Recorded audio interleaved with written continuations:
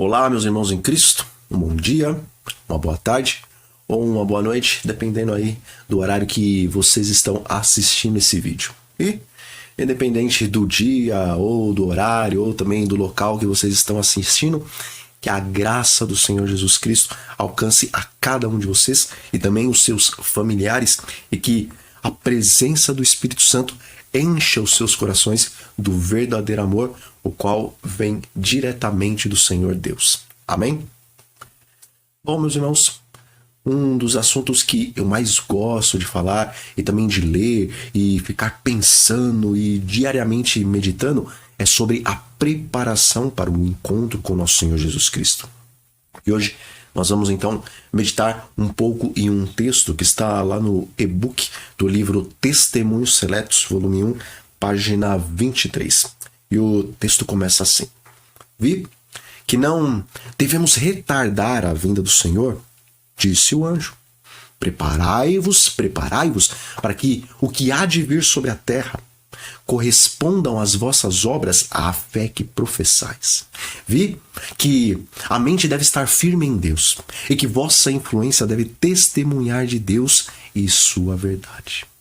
Bom, como adventistas do sétimo dia, nós não cremos que Deus estabeleceu uma data e que antes disso é impossível que Jesus volte à Terra, porque embora Jesus disse que o Pai sabia o dia e a hora da vinda do Filho do Homem, ele nunca citou que Deus determinou essa hora e que ela não pode ser abreviada. E lá em 2 Pedro, no capítulo 3, versículo 12, o apóstolo diz que nós devemos esperar, mas também apressar a vinda do nosso Senhor. E, irmãos, embora havia um tempo em que realmente Deus não poderia enviar a Jesus, porque as profecias ainda deveriam se cumprir, contudo, depois de 1844, o Senhor Jesus Cristo, representado por um anjo que tinha as pernas como coluna de fogo e que estava todo envolvido em uma nuvem e que tinha o arco-íris sobre a sua cabeça e também o rosto semelhante ao sol, ele jurou em nome de Deus e ele afirmou ao profeta João, lá no capítulo 10 do livro do Apocalipse, no versículo 6, que não haveria mais demora. Ou conforme outras versões um pouco mais antigas, não haveria mais tempo, ou seja, não haveria mais contagem de tempo profético. E quando nós lemos Mensagens Escolhidas, volume 1, página 67 e 68, e quando nós lemos O Desejado de Todas as Nações, página 447, a versão do e-book, nós vemos que o Espírito de Profecia confirma que realmente, quando Jesus declarou que não haveria mais tempo, ele estava dizendo que a partir do momento em que ele entrou no Santo dos Santos em 1844 para fazer a expiação definitiva dos pecados, se a igreja tivesse colaborado e se empenhado, ele poderia ter voltado muito antes a essa terra. E meus irmãos, eu até entendo as pessoas que não são adventistas não conseguirem entender que Jesus poderia abreviar a sua vinda, mas eu não consigo entender como que um adventista que diz crer no Espírito da Profecia ainda insiste que Cristo não pode abreviar o seu retorno. E na verdade, isso é justamente o espírito daqueles que insistem em atrasar o retorno do Senhor, porque eles colocam em sua mente que Jesus tem um dia e tem uma hora inalterados para voltar, e então eles pensam que não precisam fazer nenhum esforço, tanto no tocante ao trabalho missionário, como no tocante à sua própria santificação, porque eles acreditam que isso não faria diferença alguma para abreviar o nosso encontro com o Mestre. E isso é realmente algo muito triste e também muito preocupante dentro da igreja que diz crer na Bíblia e também nos testemunhos ou no Espírito de Profecia. E o texto sobre a preparação para encontrar o Senhor continua, e Ellen White diz o seguinte: não podemos honrar o Senhor quando somos descuidosos e indiferentes. Não o podemos glorificar quando estamos desalentados, Cumpre-nos ser sinceros para assegurar a salvação da própria alma e para salvar a outros. Devemos dar a isto toda a importância e tudo mais deve vir em segundo lugar. Irmãos, em Efésios, no capítulo 1, versículo 12, o apóstolo Paulo nos diz que fomos criados a fim de sermos para o louvor da glória de Cristo. E se nós formos descuidosos, e se nós formos indiferentes com a verdade presente e com o trabalho missionário em favor dos perdidos, então nós não podemos cumprir o nosso propósito de vida, porque não vamos glorificar assim a Deus. Então, nós precisamos e urgentemente entender o que é ser um remanescente da profecia bíblica. E precisamos entender por que Deus levantou esta igreja e nos deu essa mensagem para sermos, então, sinceros cristãos dos últimos dias, amigos.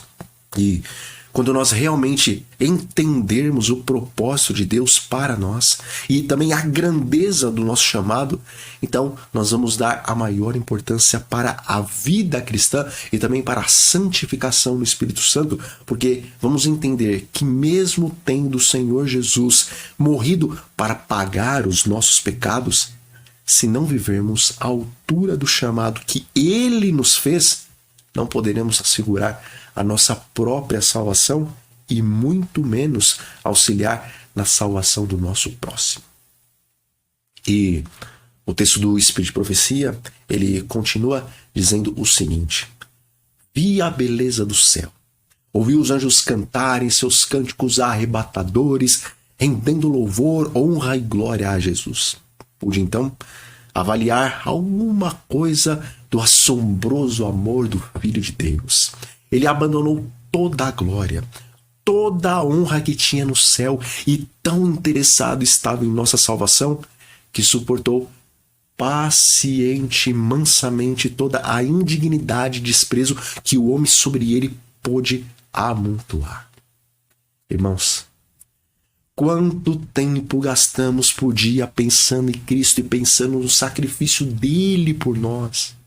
Veja, nós até podemos ser bons em explicar as profecias, nós podemos ser verdadeiros vegetarianos, entender o propósito da boa alimentação, nós podemos defender a modéstia cristã e nos vestirmos de tal forma que isso passe uma boa impressão para aqueles que estão ao nosso redor, e nós até podemos ser grandes missionários e trazer muita gente para dentro da igreja, mas a verdade é que Jesus não vai levar para o céu pessoas que são apenas religiosas e teólogas, mas Jesus vai levar para o céu pessoas que não suportam viver mais longe dele. Amigos, quando vier a grande perseguição e quando formos obrigados a escolher entre a vida ou a morte, caso venhamos a ser mártires, ou quando tivermos que escolher entre continuar com o nosso emprego, com nossos cartões de débito e de crédito, ou sermos desprezados pela sociedade sem direito a coisa alguma, naquele tempo, não será as formas de religião que tivemos e nem a teologia que vai nos mover a dizer somos por Cristo. Mas naquele tempo, o que vai nos mover a sofrer pacientemente todas as injúrias, ou mesmo encarar o martírio, será um amor e uma paixão pela pessoa do Senhor Jesus e um profundo agradecimento por tudo que Ele fez por nós. E amigos, o texto do Espírito de Profecia termina dizendo o seguinte: vi que todo o céu está interessado em nossa salvação e seremos nós indiferentes? Seremos descuidosos como se fosse coisa de pouca importância o sermos salvos ou perdidos? Menosprezaremos o sacrifício feito por nós? Alguns assim têm feito. Têm brincado com a misericórdia que lhes é oferecida e o desagrado de Deus está sobre eles. O Espírito de Deus não será para sempre ofendido. Retirar-se-á caso seja ofendido por mais um pouco de tempo. Bom, nós não temos uma real ideia da quantidade de anjos, mas nós sabemos que eles são milhares vezes milhares e milhões vezes milhões.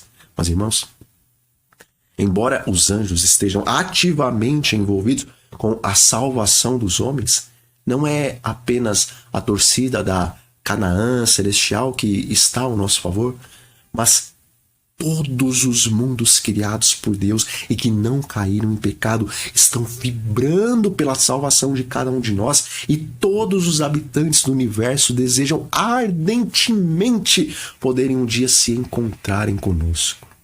E amigos, eu também sou ser humano e pecador como cada um de vocês, e eu sei muito bem o que é ser tentado a desistir e também relaxar das coisas de Deus. Mas, em nome do Senhor Jesus, que todo o pensamento de voltar atrás e também de sair do caminho de Deus, e que toda a mornidão que nos faz tão indiferentes para com a verdade e para com o nosso próximo sejam repreendidas.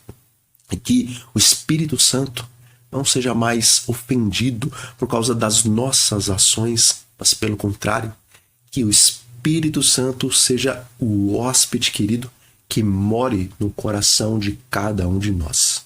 Amém? Bom, meus queridos, nós vamos ficando por aqui. Mas antes vamos fazer uma breve oração, ok? Senhor nosso Deus e nosso Pai, muito obrigado pelo maravilhoso plano da redenção e muito obrigado por sua paciência e também por seu amor para conosco. E, Senhor, em nome de Jesus, nos perdoe por nossa indiferença e também por ofendermos o Espírito Santo. E nos dê, Pai, o seu poder e a sua bênção para continuarmos na caminhada cristã. E isso nós te pedimos em nome do Senhor Jesus. Amém. Queridos amigos, nós vamos ficando por aqui. Então, um forte abraço a todos vocês. Fiquem sob a paz do Senhor Jesus Cristo e até a próxima.